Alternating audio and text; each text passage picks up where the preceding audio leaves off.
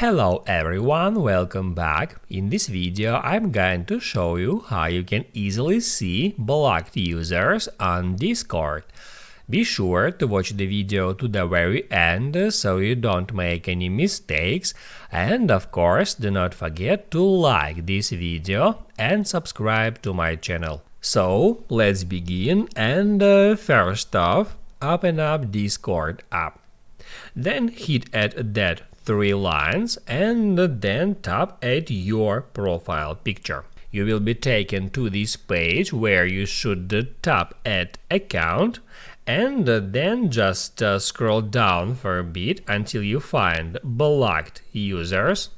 My blocked users list is empty, but if you blocked someone, you can find all blocked users here, and also right here you will be able to unblock them. Now you can write down in the comments below if you have any questions about that tutorial, and also I recommend you to check out my Discord tutorials playlist, which you can easily find in the description. Hit the like button if you liked that video, and see you in the next one.